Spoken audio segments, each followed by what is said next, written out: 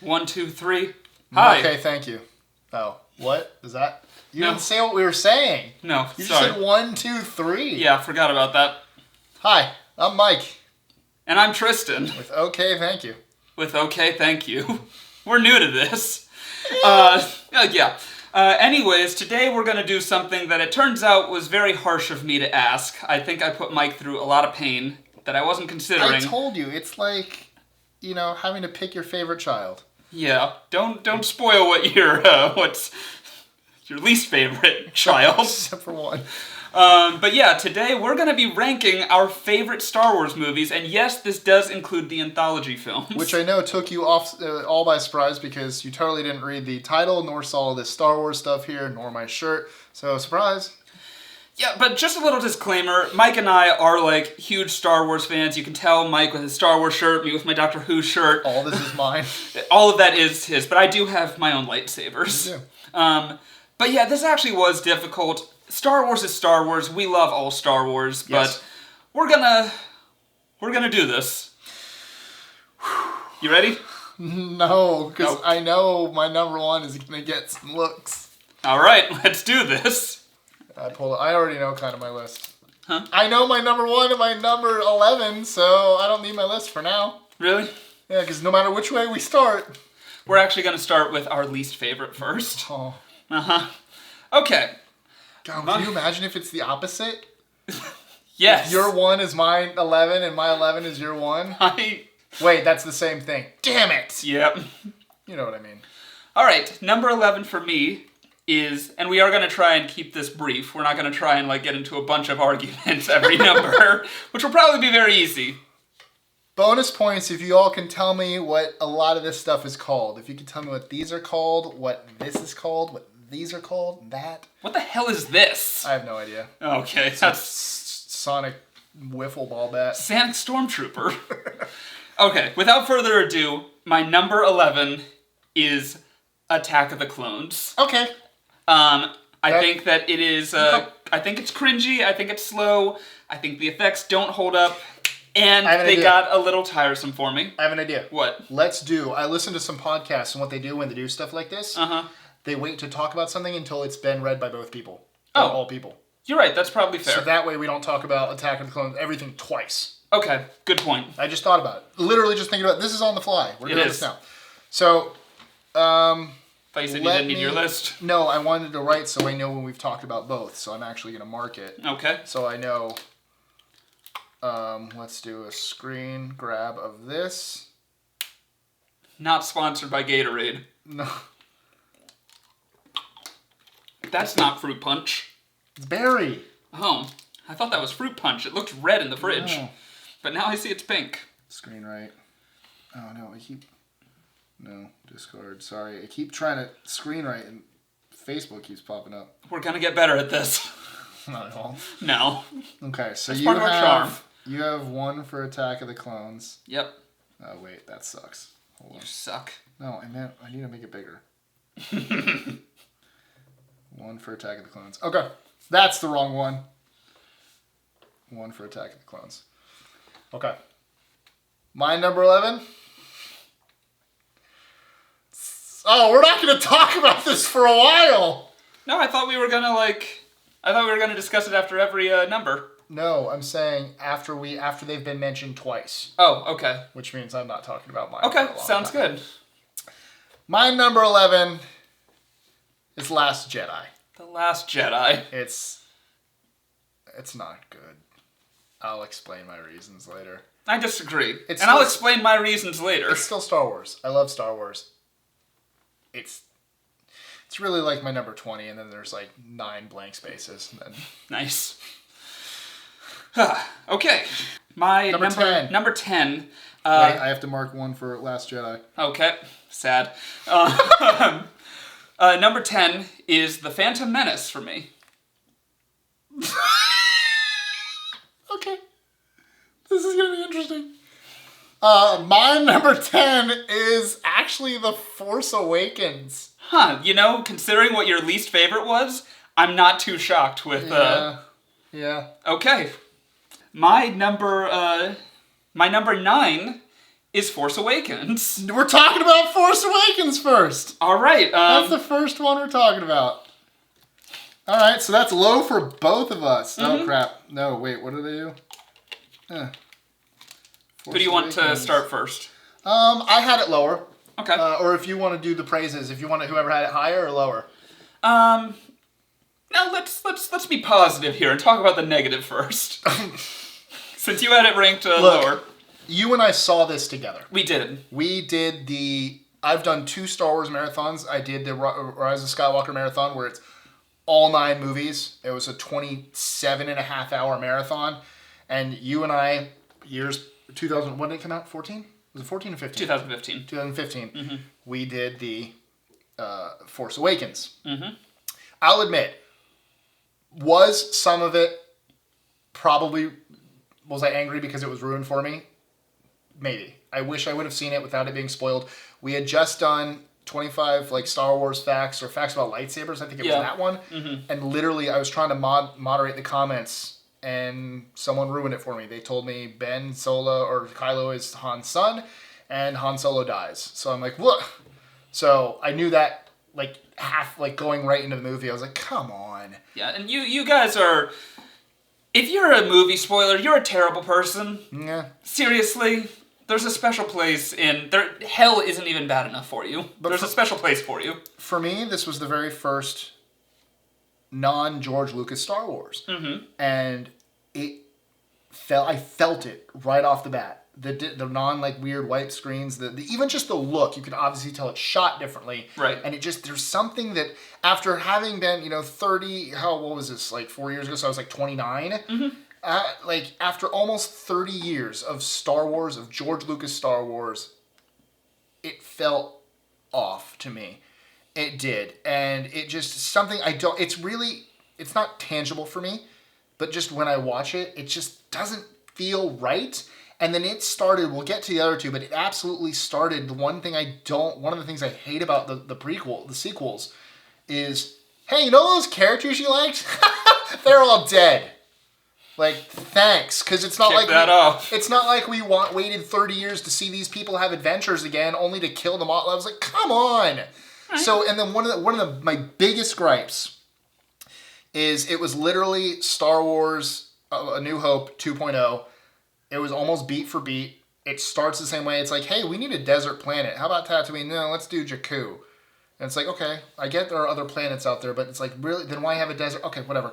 And then you were given, JJ, because I know you're watching this. Yeah, obviously. You were given an entire universe to work with, and you basically just went, nope. Because the thing with Maz Kanata's Cantina that I hated was not a single alien we recognized. Mm-hmm. So it's kind of it felt like I was watching a knockoff Star Wars. Mm-hmm. At least, I'm not saying it has to be everything we've ever seen, because Star Wars is a big universe. There's a lot of but to not show a single one to give us the familiarity of it, it was everything you love, we're killing off, and then everything you love, we're not actually going to show, and it's it just felt wrong.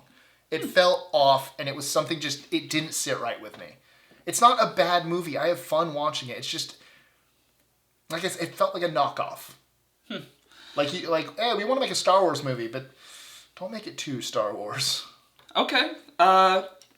Well, I actually do a lot less improv than Mike, so mine are going to be pretty straightforward. Yeah, I've already written mine. No, these are coming from the heart. Yeah, I've written mine, except my number 1, I'm probably going to get into it with you. I can already see that coming. Okay, Force Awakens, it's fine. You saw me after that. I was kind of meh. Well, yeah, we had a 2-hour ride home afterwards. Sure did. And I had to edit tomorrow's video as well, because I didn't do it ahead of time. Okay, it's fine. I will always be thankful to it for bringing Star Wars back. Sure. And, because it's huge now. It is. Even more so. It is, and I'm thankful for that. Mm-hmm. And I actually do enjoy the new characters, and I enjoy the humor. I like the new characters. I did enjoy the humor. It looks absolutely stunning, And I think that's actually one of the things that took you out of it. Not in a bad way. No. But George Lucas, if you look at his Star Wars movies are very like close-up, medium shot, far shot. They're very simple cinematography. He has this one style. He does. And J.J. Abrams has a style. The very first thing you see, hugely cinematic shot of BB-8 going up, and you can instantly feel this is new, this is a new director. Some people might hate that, some people will like it. Yeah, but I'm one of the people that likes it. I think it's a beautiful movie. It played it a little too safe for my liking. Yes. I don't think it was an exact copy of New Hope like a lot of people suggest. I think it was as close as you could get. But, like, I rewatched it recently, and I don't know how to explain this, but I don't think it's a carbon copy per se, but it still played it as safe as possible. It played it too safe, in my opinion. So, yeah, wow, that was just number 9. I think we need to say these a little quicker. Well, that's why we're only explaining them once. Right. This is why my, but you say non-carbon copy, but droid on the run, goes to desert planet, hides plans inside of him, gets, on the escape, and then they, I think that almost goes back to, like, what Star Wars was in the first place, and it was But that's the thing. the hero's journey. With what happened with my friend Kendrick says it the best. With what happened with the prequels and all the distaste, they're like, oh, we don't want to be too... Yeah, they played it too safe. They did. So. And that's going to come back up when I tell you about my number 1 choice. I'm telling you that now. So, what number are we on? That was 11, 10, 9. That was Force Awakens. What was your Force Awakens? That was my number 9. Okay, and it's gonna be me next. Okay, let me do. I'm gonna. You can cut this, but we're on number. Okay, we've done 11, 10. I'll do 9. My number 9. We're gonna be talking again. Okay. And it's Attack of the Clones. Okay. Attack of the Clones. Well, shouldn't I go first since I had like the negative parts about it? You can go first because you said it first. Yeah, whoever said it first will go. Okay, yeah, Attack of the Clones. I said some of this earlier, but now I'm saying it again. It's cringy, it's slow, the effects do not hold up, and they get really tiresome for me. But it opens the door for some really good lore, and I love it for that. And that's... But, yeah, I don't know, even, like, the Dooku versus Yoda thing should have been more exciting. I thought it was, I don't know, it all falls flat to me. For me... I don't think the effects don't hold up. I still like them. I think they work. I mean, sure, if you have that nostalgic classic feel to it. And, okay, here's the other thing. Attack of the Clones was the very first film to be 100% digital. Yes. Star Wars has always been about experimentation and bringing things up. So, you know what? I will give it that as well. George Lucas has he pushed the boundaries. George Lucas pushed the boundaries big time. Thanks, George, because I know you're watching. Yep. The whole Star Wars crew is probably one of our 10,000 subscribers. It's all of them. Actually, no, saying that out loud, maybe. They all get together and watch this. If we had like 100 subscribers, guys, maybe. If you all subscribe instead of just all watching on one computer, that'd help us more, guys. It would. Lucasfilm, looking at you. But anyways, talk to me about Attack of the Clones. For me, it definitely comes down to the cringe factor. As much as I love all Star Wars, it's just... Like I said, I like the graphics, I like the story, I have no problem with everything, but yeah, just some of the... And I get that's why he had to play him.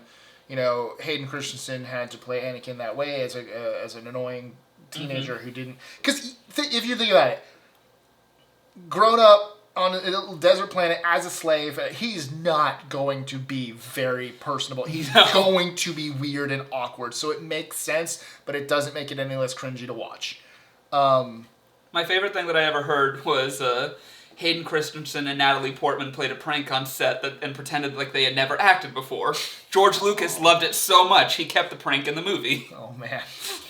But, no, I think for me, it's just the cringe factor. Just was some of the dialogue, really. Okay. Other than that, like I said, I like the story. I will, like, when I saw it for the marathon for Rise of Skywalker, I still enjoyed it. Even though they paused it for, like, 5 minutes. My movie, I slept through that one when we went to the marathon. You did! You fell asleep. I'm the only one who stayed up for both of them. Yep. But, yeah, I think it's just the cringe factor. That's really my only get. And it's just, I think it's the most cringy of them all. Okay. But yeah. Alright, so which one are we on now? We are now on number 8. Okay.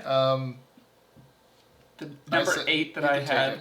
Okay, number 8 that I had was Rise of Skywalker. Okay, so that's 1 for Rise of Skywalker. Mine... Okay, we're already getting into the ones that I kind of had to push down. It's not that I hate this one. Rogue One. Rogue One, okay. And I will let you know, we'll get into it more. I've only seen it once. So that's kind of why it's so low for me. I've seen it 4 times. So I need to watch it more before. So obviously that's going to be higher. Yeah.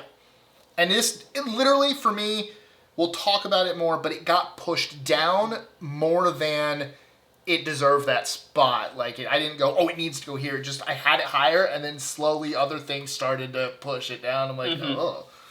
So. Well, speaking of that pun, my number 7 is Solo, a Star Wars story. So's mine! Really? Yeah! Okay. Alright, so we're talking about Solo. So who talks first? You talk first, I talk first?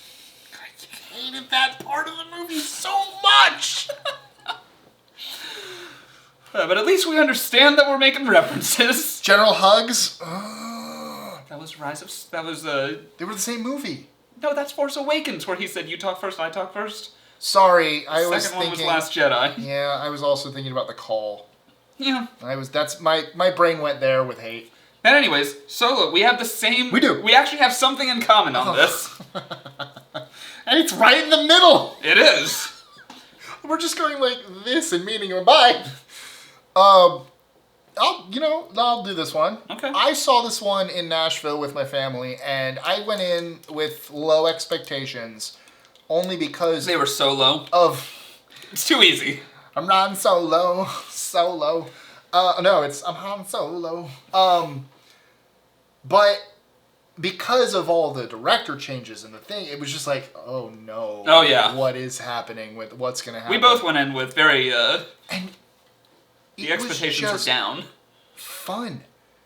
Like, I get lost in the fact, I don't see Aaron Eidenreich as, like, oh, that's not, Han Solo. I see in it, and it's just, my favorite ship of all time is the Millennium Falcon. So to see it, first of all, get an actual theme song finally, that was nice.